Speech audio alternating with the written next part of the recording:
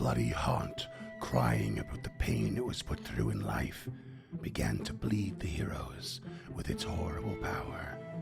However, Tulok had become quite adept with the handling of emotions for these tortured souls in so very short a time, and was able to put her at ease and to rest.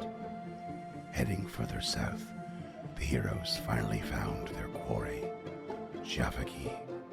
Confronted in its flesh-warping laboratory, the Sugathi had little patience for diplomacy, and the inevitable battle began. A Drider hidden in the room entered the fray with a fireball assault. Tulok summoned ghosts to the battle. Kruka fell to the Sugathi mind fog, and Gilda resorted to tossing anything she could get her hands on, as the Drider climbed the walls and Javaki levitated about the room. Despite the obstacles placed before them, the heroes saw victory. A little worse for wear, and within Javaki's horrible machine of magic and alchemy, they spied a swarm of cockroaches and leeches. Hello, creatures and denizens of the uncharted world. This is Freeman from Uncharted North, and I am plugging your ear holes now with a little bit of a favor to ask. We really could use some help on the word-of-mouth end of our project. We want you to go out and tell a friend about one of our shows, or possibly the potential of future shows that might be in their interests. Word of mouth is incredibly important for a small network like ours, and each and every one of you can help another listener find us by mentioning us to, a friend, a game master, a dungeon master that you know, someone in the street. Pick a rando wearing a cool hat or a gnarly shirt or some wicked boots. Just think about what Scott might wear and pinpoint that person, and then you pretty much bet they're going to be into this. That would go such a long way for us. And we assume that some of you are already doing this because you're still listening, and that's really great. So we'd also like to remind those who are doing this and helping us out, but have not done this yet, that we have a free public Discord where most of our dedicated fans hang out with the crew and chat on a daily basis.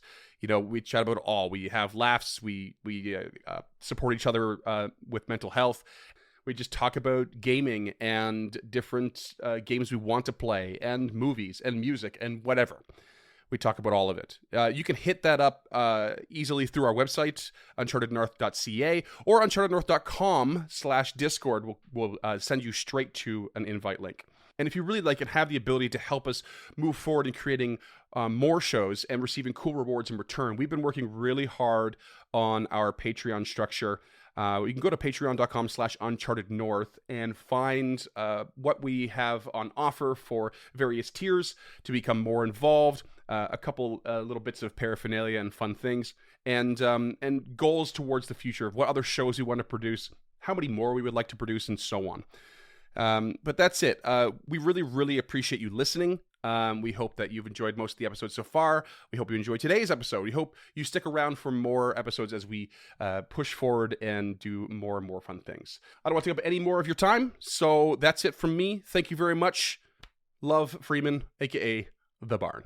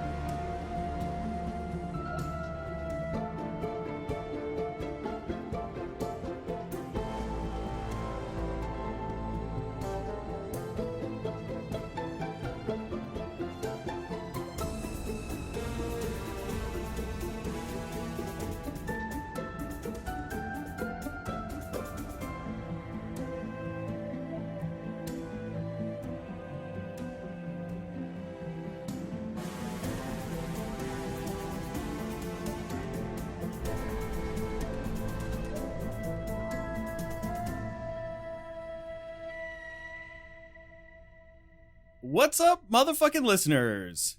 And welcome back to Stemmin' The motherfucking tide. Let's just double down. This is a retake, listeners, and I said one motherfucking the first time, but the second take, you get two. Long-time listeners Also- will know the number of motherfuckers in the intro is how many times we've been trying this thing. That's 4. Also, just so you know, intro banter today is going to be a little weird for you guys, because while it might be Monday sometime in October, and you're like, ooh, what spooky outfit am I going to wear in a few weeks? I'll tell you right now, I'm wearing a tank top and sunglasses inside, because it's summer, and it's hot and steamy. So, speaking of, what do you guys like to do in summer?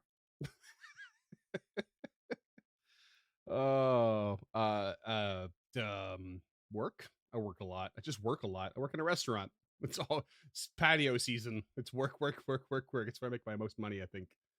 Christmas too, but mostly summer. All right, well, that killed the vibe. Duncan, you like summer? To bring it exactly to the same level, We lost I work a lot. I work a lot, and then I stay inside and maintain this milky pallor. Like alabaster. Oh yeah, it's like I'm not allowed in most countries because they mistake me for ivory. Ooh, no import export of that, I'll tell you. No, sir. James? If you thought I killed the vibe, wait for James.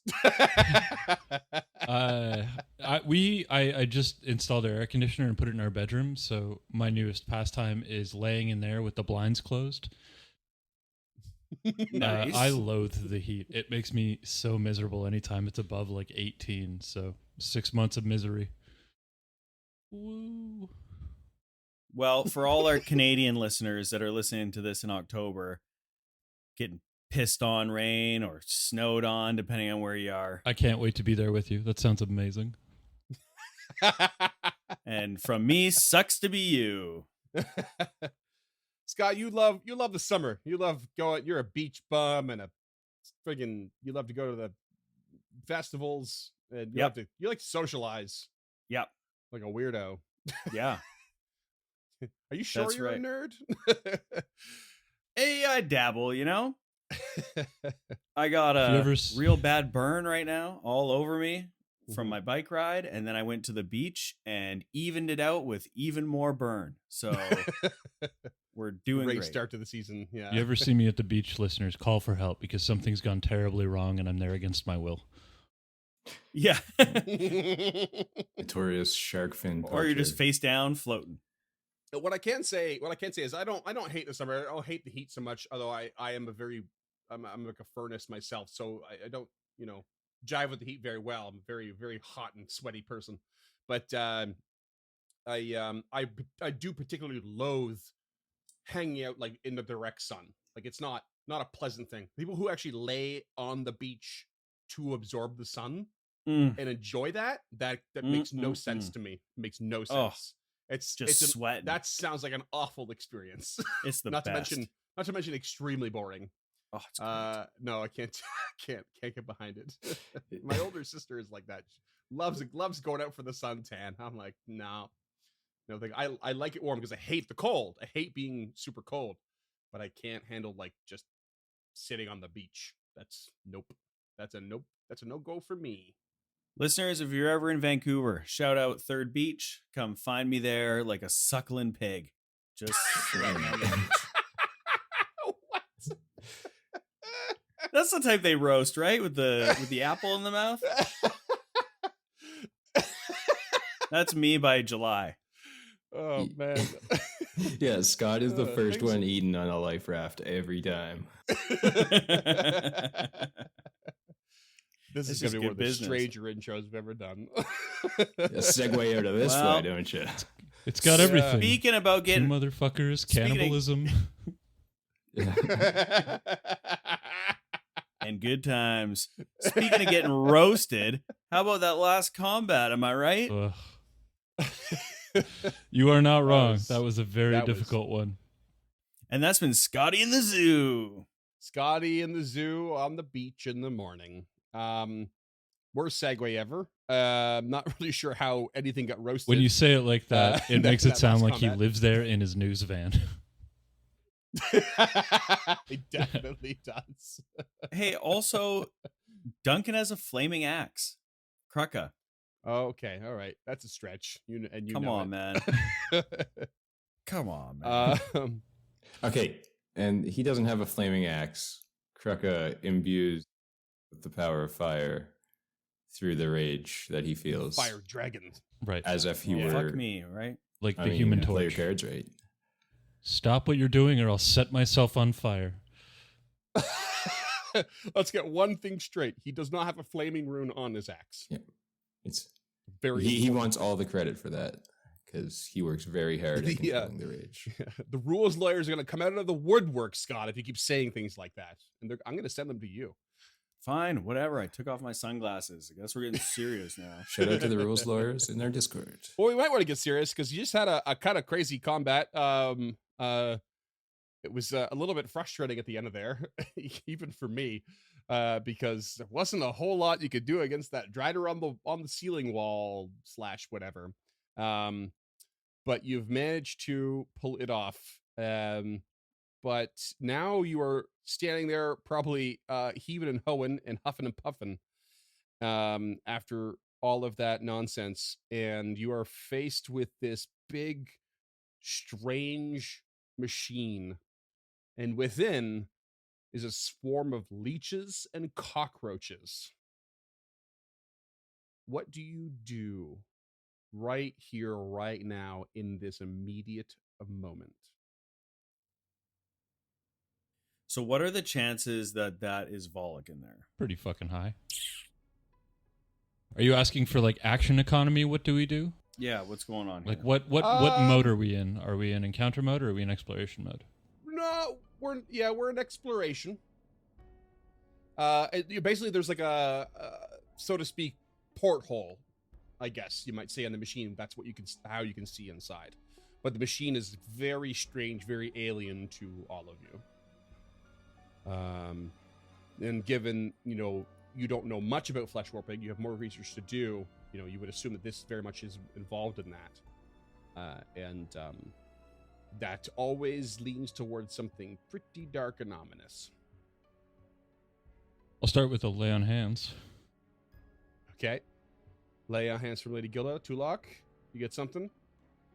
Yes. Tulok will approach the container and, looking through the glass, will say, Zibrani Rosum, if you're in there, Volok, step forward and let me see your face. And that was his true name. Yeah. If anyone remembers.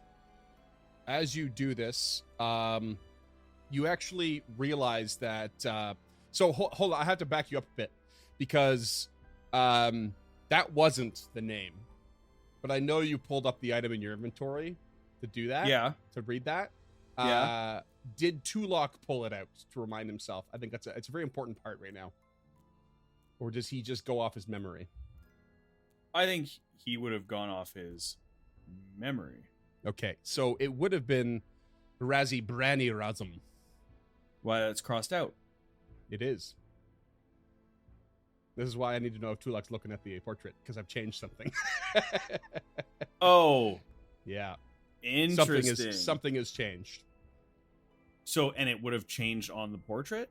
I think he would have gone off like, oh, well, you know what? Like, considering it's not a word in his language, is it metagamey to say that he would read it? I don't know. It's a bit of a tough call right now. Because it's in Elvish script, but it's like words that you don't understand. And then, yeah, effectively. So maybe it would be fair to say that he pulled it out to have made sure he said it correctly. Okay. Because it does say specifically in here, they are unintelligible nonsense words. Mhm. So having Right. remembered that with all this that's going on, maybe he would have pulled it out. Yeah, that was the original description of like what was on there, and before you Yeah. realize they represented true names. So like they Yes. are still effectively nonsense, but they're as effectively nonsense as Tulok is as a word. Yes. It is just a name. First of all, Tulok is a real word, so suck it, Freeman. Is it? or Yeah. for what? I think Wanderer. Oh, In okay. check. Shout Well, out our and- Czech listeners. In this case, you are the argument's the same because you are looking at words in a different language. That do mean something, but in the world of Galarian, not so much. All right, so you pull the portrait out. Then are we doing that? We're doing with that Yeah, metagame. let's thing? do that. I'm Let's okay do with that. it. Let's I'm okay we're with it. metagaming a bit, but let's Because do that. it sort of becomes significant. You pull it out, and you walk up to this this thing, and you go to say the words, the true name from memory. But as you pull out the portrait, you look at it and you see on that where the first name was crossed out and there was another name, that other name is now crossed out mysteriously, and a third name is sitting on top of it. Whoo, boy. It's like Frieza. He's taking his final form. So you walk up and you're like, Razi Razum, wait a second. That's right. Yeah, how does Tulok react to that quick realization in the middle of his short speech? I think that he might take a quick pause, but stranger things have happened down here. So he is just... let's just remember that although it's been some time for us, they're coming off of this big fight, and he's seeing this, and he is still fired up. And so I think he's just getting right into it. He's notices the difference, says fuck it, just continues about his way. Okay. And on this weird swirl of leeches and cockroaches that are just like swarming around, and you can't quite tell if it's liquid or not, suddenly they form up into like something that's a little more concrete, something that's like they kind of close in on each other, and there's this big pound of them on the window. Boom, boom, boom, and then the machine's like starts letting off steam out of all these like different pipes and little valves and stuff, and it starts to fill the room a bit. It makes you take a step back because you're like, oh, steam could burn you, and as you do that, very very movie effect, dramatic. Suddenly this machine window like pops open, and this swarm of leeches and cockroaches takes humanoid form right in front of you. Not wearing any finery or clothes like the last time you saw Volek, but standing there facing you, and just kind of just like almost stretches like they are human, like this like natural inclination to like they're getting out of a cramped space. And there is Volek. It must be him. And he just looks at all of you. Equal parts cockroach and leech now. You, I have to give a strange thanks. Why would you want to thank me? Oh. He kind of coughs, and then where his mouth ought to be, spiders start to fall out and like fall into the swarm and like disappear, and then onto the floor and like die right away. Because you have set something in motion. For the first time, you interrupted me. And now those things in motion are coming to fruition. More spiders come falling out of this mass of leeches and cockroaches. What is in motion now, other than the continuation of your death? For we didn't take you before, but now we will. What is in motion now? My mistress, Belcora Haluvex, is returned.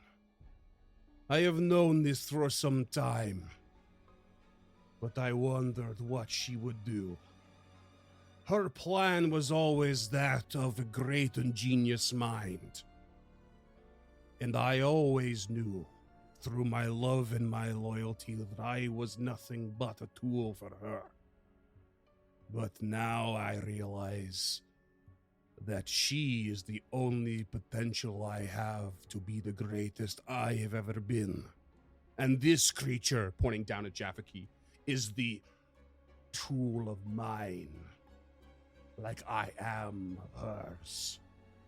And you, pointing at Lady Gilda, defender of the weak and pathetic, and you, pointing at Tulak, the thief of something you should have never owned. I will make sure you both die, and then I will turn her attention back to me and be the greatest tool she has ever known. spiders just spewing out of his head.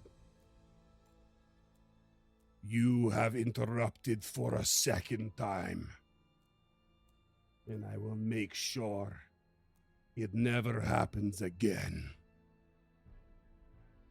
And he raises his arms into the air and like stretches them out, and you can see the cockroaches and leeches like starting to spread thin as he reaches and like extends himself out, and you can see this strange object inside of his chest that's like sort of floating amidst the swarm. It's like multicolored and like polygonal. And he just stands there. Now what do you have to say before you die? This is not our last day. We've had many hard days down here, but every day we have overcome everything in front of us. And neither you nor your demented mistress will bring us down. The light shall shine in the abomination vaults, and you will fade into the darkness and be remembered by no one. Roll for initiative. Oh, fuck.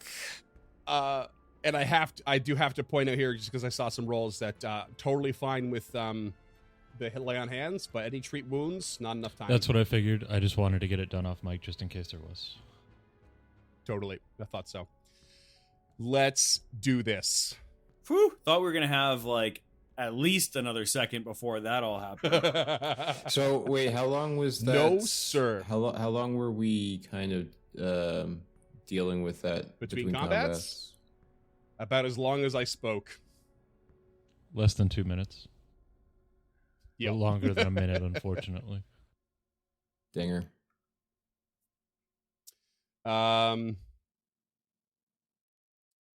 Oh, because you wanted to say you're still raging. Yeah, I mean, fair. Oh no, you can't rage right now. That's brutal. Actually, you said it was about 2 minutes, James. I wasn't actually clocking it, but okay. I'm assuming. I can say rage has fallen off. Maybe you've recovered from it too. I think that's fine. Let's just get some initiative. Krucka, what do you got? 26. 26. Okay, Lady Gilda. Gilda is evidently still exhausted from chasing that drider around the ceiling, so she's starting off with a 19. Throwing cups and shit at it. Yeah. Okay. And Tulak.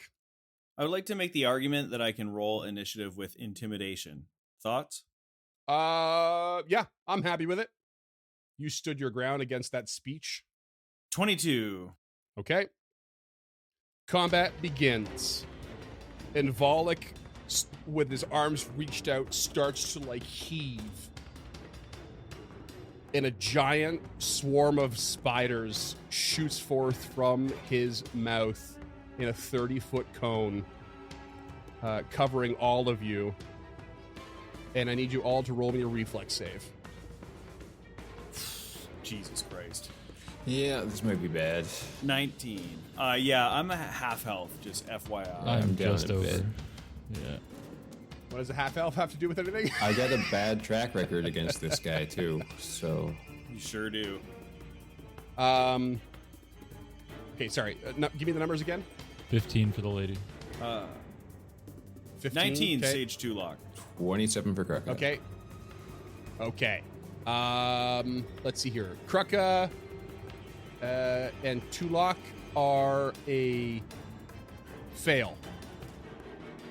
Lady Guild, I'm afraid, is a critical fail. So you're both going to take 19 damage, and Lady Guild is going to take 38 piercing damage as these spiders launch all over you and start nibbling and biting and just tearing at your skin.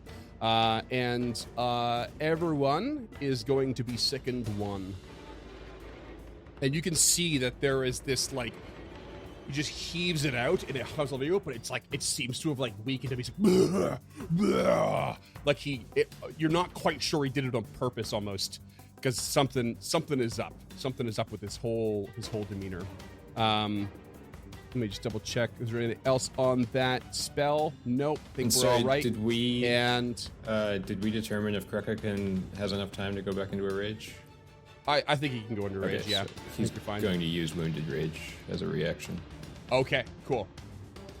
Great option. And then after he does that, it is like healing over, like kind of sickened condition. He extends a tendril arm out at Tulok for a 31 to hit. It's a hit, not a crit. Tulok's gonna fucking die. So you are going to take persistent damage from this as the leeches and cockroaches from Tulok start to swarm all over your body. And that's going to be 2d8 plus 11 on your turn. 2d8 plus 11 on my turn? Yep. That's at the end of the turn, right? End of your turn, yeah. Oh, Jesus. Kruka, you're up. This is bad. I mean, yeah, this is bad. We've retreated before. Yeah, and yeah. Yeah. Sorry, I'm just seeing if I have something that can at least slow him down. That doesn't involve running straight at him and getting covered in leeches, which isn't very likely. He's gonna 2-action Ring of the Ram. Okay. DC That's 22 Fortitude save, please. Yeah. 34. I rolled real high on that one. Okay. So it doesn't matter. You're unaffected. Okay. Third action, he's going to stride out of the room. 25 feet will take him right outside of the cone. Okay. Going, this is too much for Goes us. Appealing. Yep. Okay. All right, Tulok. Tulok turns to Gilda and says, "Perhaps we should pick this up later. We can't win now." And is going to hit himself with the healer's gloves for 17. Okay. He may be able to survive one. All right, and he just fucking jets 50 feet. Sorry, Gilda. All right, 50 feet down into the hallway that you approached here originally with that haunt. Lady Gilda, what do you got? Hold on. Nope. Unfortunately, I need to roll. Oh, yes. Persistent. Oh, you do. Recovery check. Listeners, I might have got a little big for my britches in that speech earlier. The first thing you do is take 23 piercing damage. Okay. Mostly undoing that healing gloves check. Yeah, but I would have died without it, which is nice. Amazing. Clutch recovery check. What do you got? Oh my god. 12. Oof. Okay. Still covered in spiders. Or sorry, leeches. And cockroaches. Oh, leeches and cockroaches. Oh, what a combo. Lady Gilda, what do you got? See James pondering deeply about the situation. I'm having some difficulty with this one. Yep. First action, That was the plan. shield up. Yeah. Second action, 20-foot stride. Oh, just before the doors, but not through them. Through the doors, Gilda. Oh no! Don't be a hero, Don't Gilda. you even think about it. No, what are you doing? No, no. Oh no! Tulak's like, Gilda, come on! I was not planning this. Oh no! So I want to talk this out because Okay. realistically, Gilda can't outrun this creature. Even if it moves at regular speed, she cannot. She'll be 5 feet behind at any given point. Provided it wants to chase us. Yeah, provided it wants to chase us, but it's made pretty clear that its ambition is to see us dead in order to curry favor with Belcora. Even Roll. Can you quickly roll me? I need you to roll me a check for something to remember about your original encounter. My gut says society for whatever reason, but I feel like it's an intelligence-based something. Roll me an intelligence-based recall knowledge of whatever you want. I don't even know what's intelligence based. What skills are intelligence based? The irony. Arcana and There society. we go. Wisdom? Yeah, I threw you a society in the chat. Okay, society. Yeah. Before you okay. speak, this is not my third action. Yeah. Okay. Okay. No, it isn't. Okay. It isn't. This is like a hot in the moment, like you're quickly strategizing, but I want to give you something maybe, and I'm going to give it to you. The last time you fought Volok, he had a very, very slow movement speed, much slower than yours even currently. Yeah, that's fair. If that's still true, you don't know, but it was a very notable thing when you fought. Right, but that's not my main concern. Okay. My main concern All right. is I've already activated the bracer dashing for the day, so there goes the 10-foot movement speed that I thought I could get the boost from. Mm-hmm. The only escape that I can possibly see is we make it back into this room and up the teleportation circle, and then what?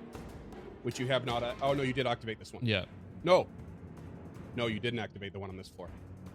Only the one on the floor above you did. Right, so we'd have to run all the way around up the stairs just to get another level. We know for a fact that this thing can go under doors.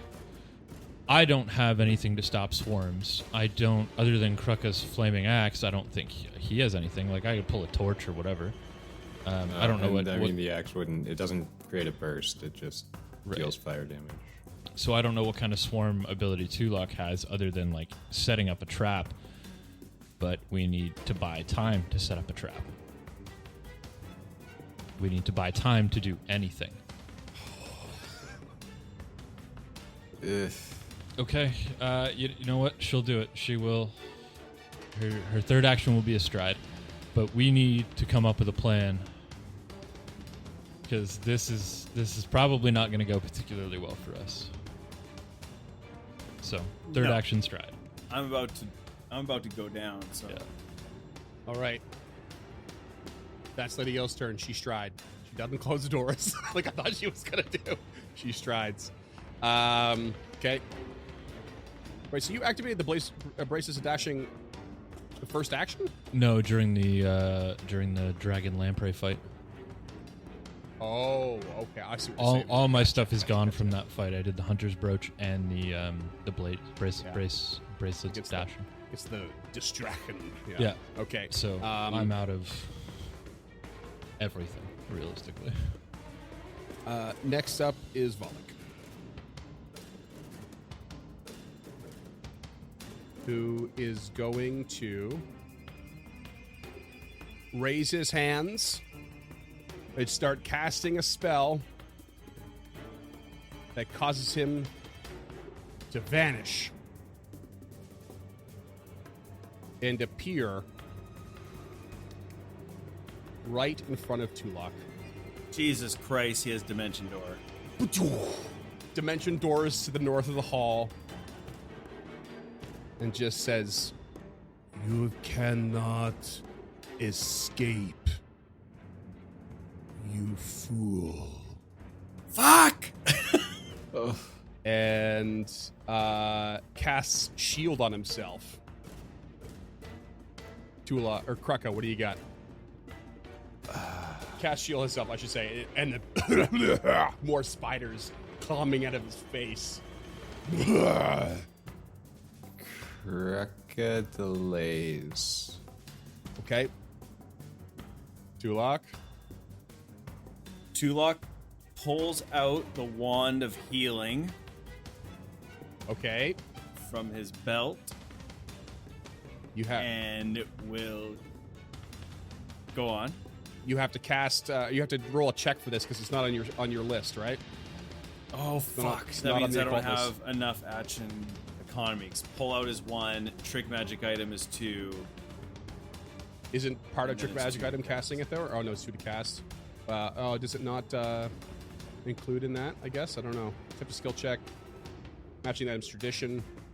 If you activate the magic, that's what's it say about action economy on that? It's been a while since we looked at this. Yeah. Yeah, it doesn't specify anything about action economy, so I think you're right. It's gonna cost you 1 to cast 2. Okay, so that's not going to happen.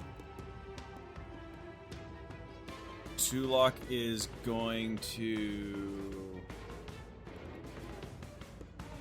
Fuck. Oh man. Move into the alcove and take cover. Tulok will move... That's a good idea. Move into the alcove, 1 action. Take cover, 2nd action, and will touch Lady Gilda and say, if this is my last, kill him for me. And cast guidance on him. Okay. Or, sorry, cast guidance on Right, yeah. Okay. So, and just for the listeners, the alcove is like the actual the turn in the hallway that leads to the arena. That's kind of the corner there, just before the laboratory room. So hiding around that corner, guidance on Lady Gilda. Tulok, as soon as he does that, takes 16 piercing damage. and goes down. It goes down. Roll me a recovery check. Toss it up. Oh, yeah. 15. Okay. Thank him. Man. Thank him. So clutch. Goes down, and as you do, just like you fall into this mess where the leeches just get scattered and the cockroaches fly over the place, and then they just pitter patter away into the whatever nooks and crannies they can find. Lady Gilda, what can you possibly do here? Attend to his wounds, Krugga. Yeah, does he have a... Does Tulok have a potion on him? Because Kreka does not. I got nothing. That's trouble. Do you have healer's tools? Healer's tools, but no battle medicine. You can at least stabilize with administer first aid, Okay. so that he doesn't have to roll dying checks. That's probably the best you can do. Okay, yeah, he will act before Lady Gilda does, and Okay. step forward, step north 5 feet, and administer first aid. Let me just double check that. So you can do this to stabilize or stop bleeding, and you have to have healer's tools, and the DC is 15 plus a dying value, so DC 16. And you use nature instead of medicine, right? That's for right. these things. Yep. Okay, so DC 16 nature check to stabilize. 25. Perfect. Not dying, unconscious, stabilized, Tulok. And I guess wounded one. Looking great. Is that all 3 of Krugga's actions? That's a step forward. That's, Yeah, he'd have to administer draw his. first He'd have to aid. drop a hammer and draw the healer's tools.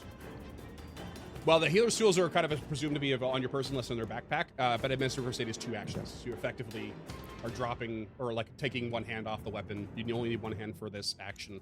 Step forward, 2 actions. Yeah, well, he's got Administer one first hand aid. on his striking axe. He's got one hand with a returning hammer. So he's got to drop the so you have the returning axe, hammer. okay. Or I guess the returning hammer might just Gotcha. return to his back or something. I don't know how that works. But, Yeah, that's the fair point. I think it drops and then just back into your yeah. holster or But something. anyways, it's one step to kinda fun. one action to step, 2 actions to administer first aid. So that's his turn. Okay. Lady Gilda.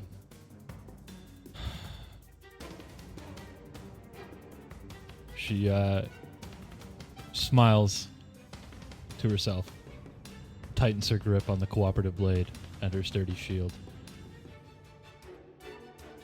2 strides towards Volok. Third action, strike.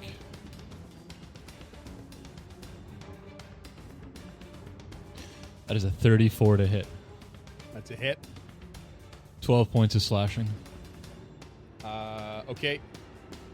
And thanks to this, the swarm that Volok is, doesn't seem to all go through. Yeah. But isn't your punch bludgeoning, and does bludgeoning not do more damage against It swarms? does. No. Not necessarily.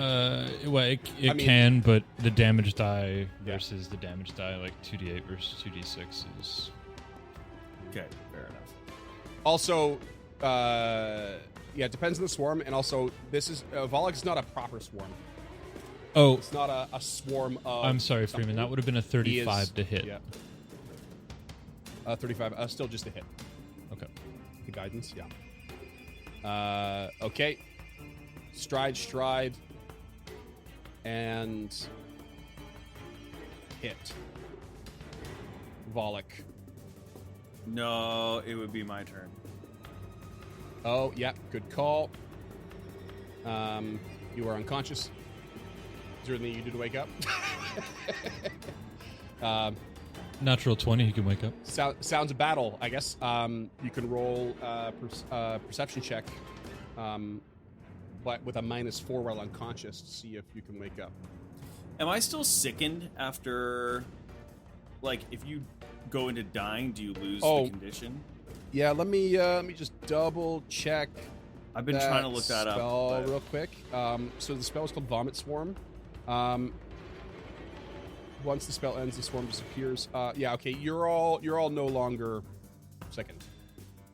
So would a Spell doesn't really have a 36 been a hit, crit? No, Okay. no, no. Good try though. Gotta ask. One makes a Totally big worth difference it. in this game. Yeah, yeah. Tulok certainly does not wake up as he rolls a natural 1 for a 2. Ooh. Oh, okay. Dying again? Oh, technically Now it's it's- just a Yeah. Now blinded it's, reserve. yeah. Now it's Volok's turn.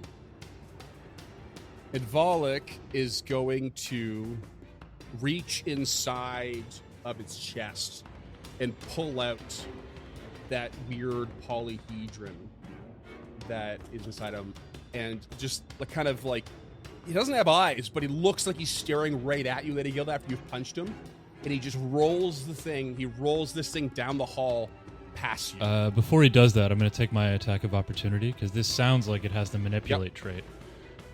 Definitely does. And on a Yep. crit, he loses that action. To interact. Okay. Come on, Gilda. Okay. No, that's a 24. Now that's a miss. And right at I didn't mean to move him. Right at Kruka and Tulok's feet, this thing just rolls down the hallway and right at you at 30 feet. And it rolls and rolls, and it's clearly like it's got a whole bunch of like different colored facets on it, made of glass, and it lands on a side facing up that is black. And outside of this thing spawns this creature.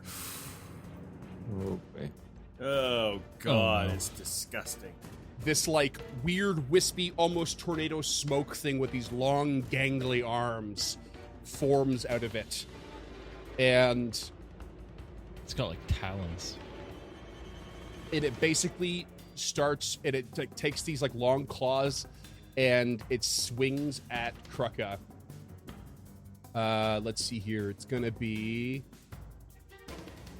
29 to hit. So that hits. You take 17 slashing damage, Okay. plus 2 negative damage. And I need you to roll me a fortitude save. Do you need me to? Or do you just want me to? Oh, yeah. 29. Suck it, Byron. That's a success. You're good. But it's going to swing at you again.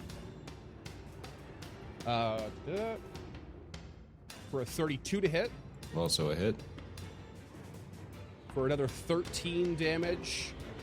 And 6 negative damage. 13 slashing, 6 negative. And it goes for a third attack. For 23 to hit. That's a miss. Okay, and a miss. And that's when, so it does this right away as this thing rolls around the hallway and activates. And then Volok is going to swing a tendril at Lady Gilda for a 37 to hit. That's a hit. Not a crit though, eh? Nope. Close. Okay, and you are now taking persistent piercing damage. That's 2d8 plus 11 when it comes around to your next turn. Krucka, what do you do? I'm sweating. I'm just wanting you guys to know Yeah. I'm fucking I sweating. really don't know where to go here because Krucka's. Here I thought the hot weather was making my palms clammy. Nope. Yeah, it's cold and I'm clammy, Byron. This is all on you. Everybody's got their backup ready, right? I do, but I don't want to. And also, my backup doesn't work if we TPK. Well, we can always find a way to make it work. What do you got? What do you got, Krucka? Well, I guess he's just gonna have to take a swing at this thing in front of him. First action, change the grip on his butchering axe. Second action, swing. Jesus Christ, a 22 to hit. You swing, and it's actually really clear that you can't hit it. Your axe goes just straight through it. Absolutely What zero about effect. the ball that it came out of? That's just laying on the Is floor that's- below it. Okay, and pretty much like a cracked egg kind of thing. Nothing. Kinda, yeah. Well, it's still just got the same colors, facets all over it. It's like a like I said, a polyhedron. You don't know how many sides. It's too quick to, too intense of a moment to really analyze it. But it's just sitting there on the ground underneath this creature. I guess he's gonna stride 10 feet west to be a little bit further away from it and still next to Tulok. Okay. But he's not looking too hot himself. All right. He's hurt. Okay, yeah. Lady Gilda. First action is a 20-foot stride away from Volok towards my allies. Can I reach Tulok from where I'm standing around this corner? What are you trying to do? Lay on hands. No. Not. I'll allow it if you drop prone to reach around and touch him, his laying body in the ground. Yeah, I was Destroy that fucking actually thing. seriously considering that. Yeah. Okay, so But second action. Scott looks so stressed. He's dying. I can't tell how much is sunburn and how much is him actually turning red. It's all that. It's so much. Furious with me right now. Yeah. Okay, so she'll drop the coifred blade. Free action. Free action. She will initiate a desperate prayer. Aurori, give me strength in this moment to protect my allies. Third free action in a row, she will drop prone and cast Lay on Hands on Tulok. Okay. So that's 24 back to Tulok. She is now prone.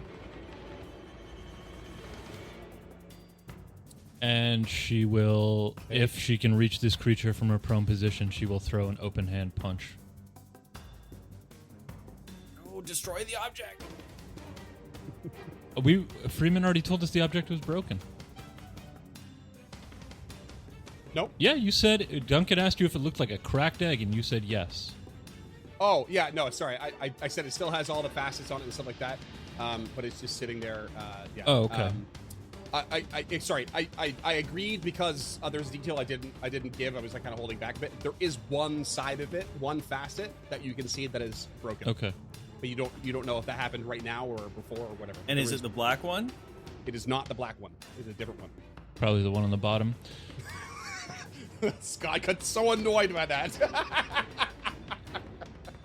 Okay. I would like to unarmed strike the egg thing, the geometric shape, I guess. But my ambition isn't to break it so much as it is to just Swipe it away. punch it as far away as possible. Okay. Like she's aiming for these stairs and hoping it kind of shatters on impact. Mm-hmm. Yeah. It's a 28. Yeah, you hit it. And I am going to roll to see where it goes.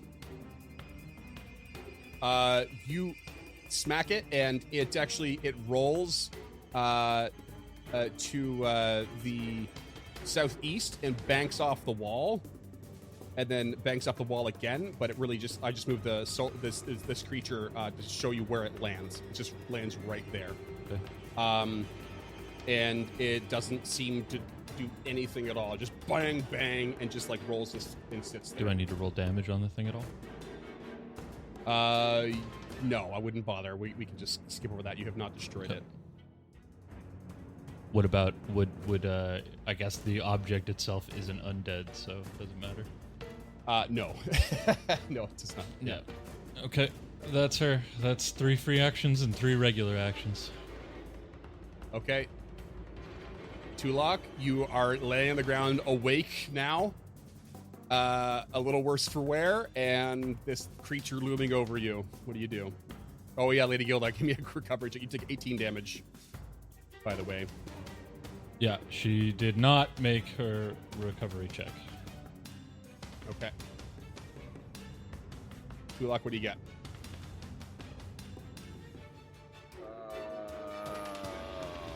Go, boys. Get out of here.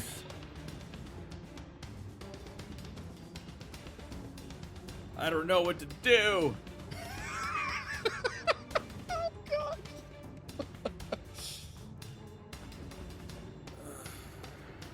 Tulok will... Jesus Christ. Stand.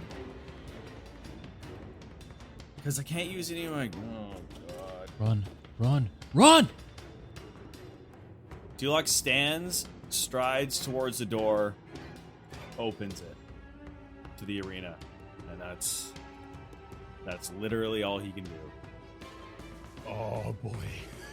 You open the door to the arena, and you can see it's a double door. So I'll just say they both just like open at once. You just pound on it and just open it up. And you just see this massive sprawling arena with dried blood everywhere and that big looming mound of who the fuck knows what at the far end of it. And the closest thing to you is the staircase that leads up, or one of the 2 staircases leads up to the next floor. It's Volek's turn.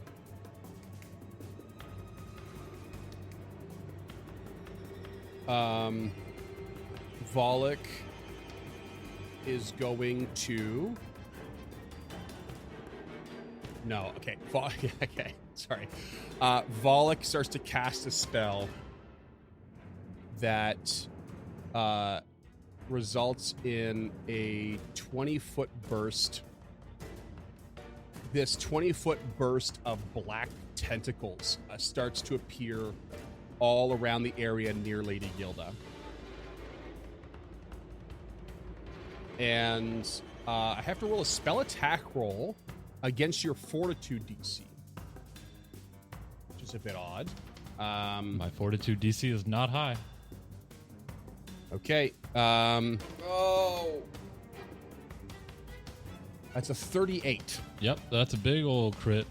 That's like a double crit.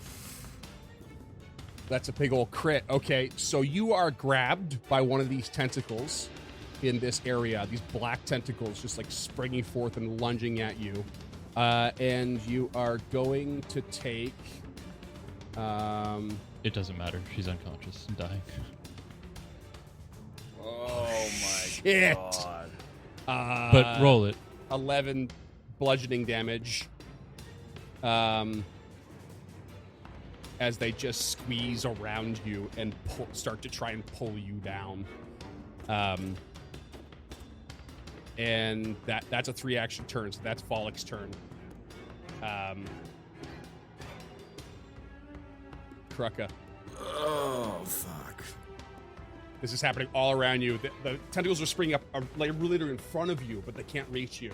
They're like, it's covered this massive area, all in that sort of cross section of the hallway. Yeah. Is the other creature grabbed? It is not. Actually, sorry. I'm glad you said that, because what happens with that creature now is it's now the end of Volek's turn. So it basically, it actually moves away from you all and moves towards Volek and just like goes into his space and like dissipates into this big black smoke all over his person. And you can see that he is now not just a mass of cockroaches and leeches and coughing up spiders, but he's emitting this purple black smoke out of him. Long story short, he's been buffed. And the creature disappears. So Kruka, seeing Lady Gilda going down, getting covered in tentacles, would like to step northeast, fall prone, and attempt. Can he reach around the corner to attempt a first aid to check? No, not on this one, eh? No, there's no way, man. Not in your position, reaching around that corner, trying to administer first aid. Like, it's one thing to lay on hands, a touch with a bit of magic from a deity. Yeah. It's another to stabilize someone with a couple fingers around a corner. There's no value in it either, man. If you stabilize me, and at the end of my turn, I'm going to take damage from this persistent damage, so I'm going to drop back to dying 3 immediately anyway. Yeah. Okay. So he's, fuck. Get out of there, boys. Gonna see the tentacles There go up is- around Lady Gilda. And Unless look you guys at, got some crazy look shit. At Tulok. She's. I hear this is a lost cause, and he's gonna book her. I don't see a way that you guys can save her. Unless you want a skeletal Fifth. champion to carry her out.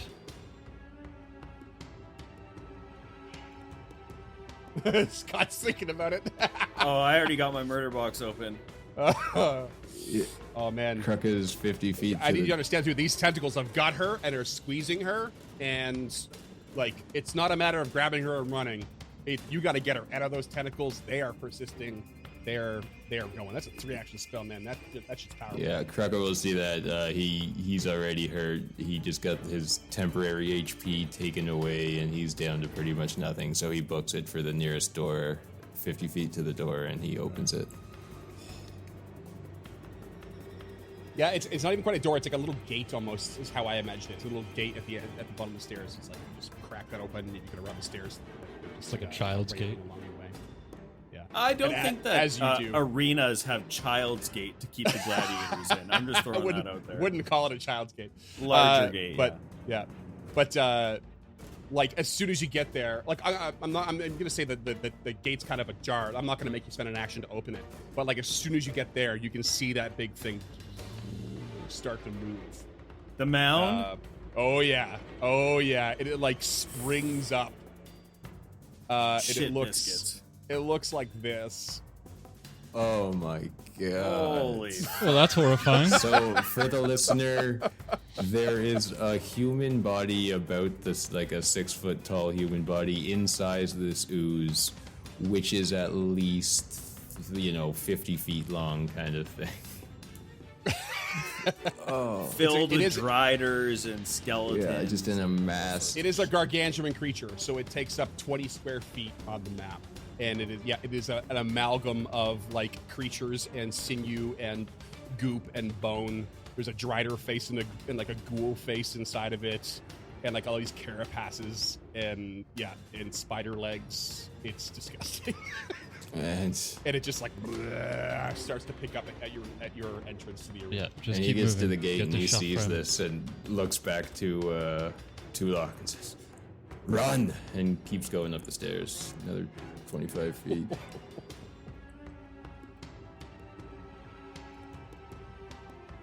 Okay. Next up is Tulok. Tulok, having been saved by Lady Gilda many times, his eyes glaze over and he speaks words you don't understand and casts Animate Dead. And he will summon a skeletal giant into the 10-foot square directly below Lady Gilda with all 3 of his actions. Okay. Right there? Yes. Okay. Sending it right into the tentacles that are all over the place. The black tentacles. And with the skeletal giant's first turn, he will attempt to rip Lady Gilda from the clutches of the tentacles. Okay. I need I think I have to call it an athletics check to wrench someone free. It's going to count as an escape attempt, which has the attack action. It's also going to involve I think dropping the giant's weapon, which is a big glaive. Okay, no problem. Drops glaive. Drops glaive. Roll me an athletics.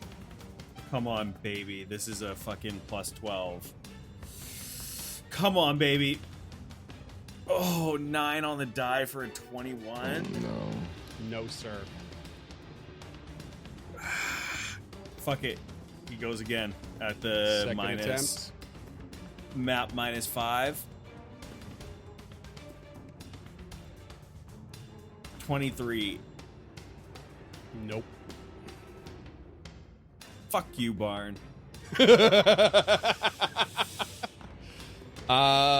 It is the end of your and the skeletal giant's turn. I need the skeletal giant to. Oh no, actually, I'm gonna roll an attack roll here against the skeletal giant's fortitude DC, which is 30 against that. Oh, yeah. The giant is grabbed. And- Actually, that would be a crit because it's 10. It's his fortitude save plus 10, correct? Yes. Yeah, so he's got 20. Okay. Well, he's gonna take 8 bludgeoning. So I don't have any. I actually don't have any critical success effects on this, as far as I can tell. So 8 bludgeoning, but is grabbed, so can't move by one of these tentacles.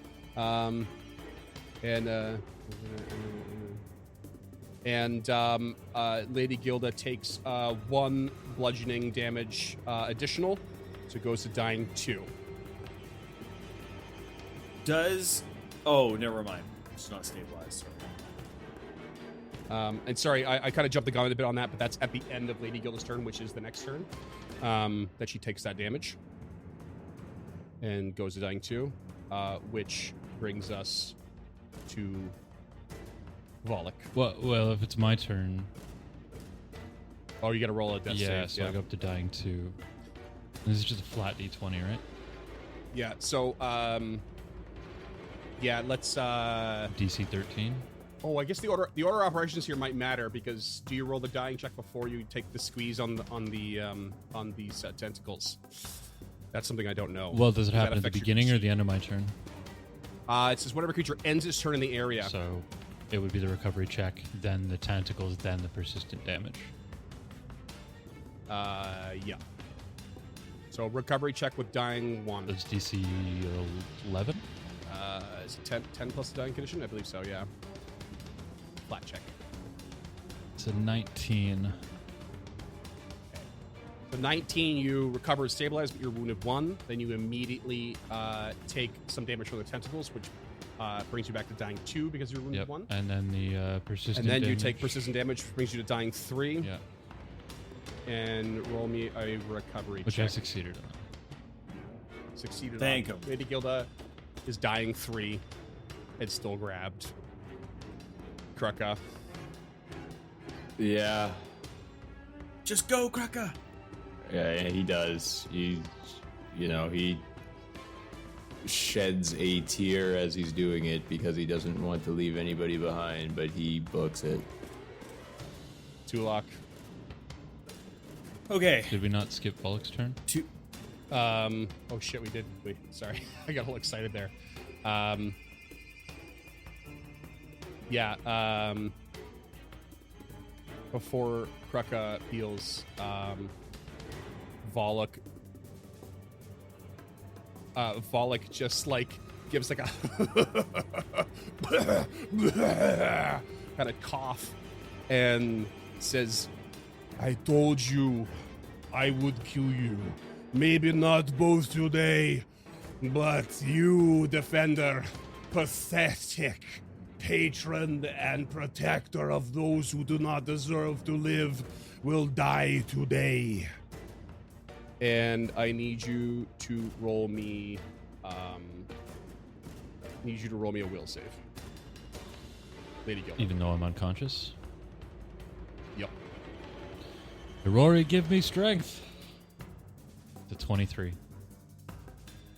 You are suddenly racked while unconscious with the nightmares of something horrible, the most terrible, imagining, and fearful thing you can possibly imagine, as he casts Phantasmal Killer on you.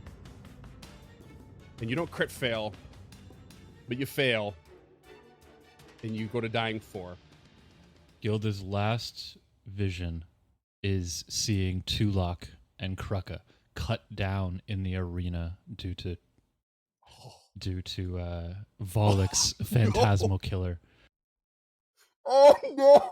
Her last conscious thought as a person is that she failed. Just before she's gone,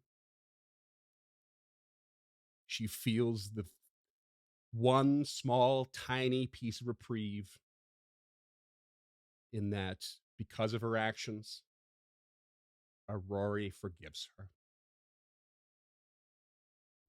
And Volek discorporates, drops to the ground in a big swarm, and just spreads all over the floor with leeches and cockroaches running away from his own black tentacles.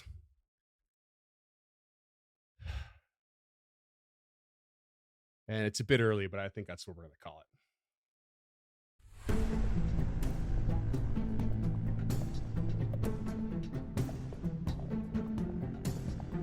Stemming the Tide is an actual play podcast of the Adventure Path Abomination Vaults and is produced by the Uncharted North Network. Stemming the Tide uses trademarks and/or copyrights owned by Paizo Inc., used under Paizo's community use policy. We are expressly prohibited from charging you to use or access this content. Stemming the Tide is not published, endorsed, or specifically approved by Paizo. For more information about Paizo Inc. and Paizo products, visit paizo.com. Music is composed by Will Savino and artwork by Greyhood. Stemming the Tide is recorded remotely using Foundry Virtual Tabletop. If you wish to connect with us or support this project and projects to come, we can be found at unchartednorth.ca, patreon.com/unchartednorth, and on all major social media platforms. Links to all credits can be found in the episode description and our website. Thanks for tuning in.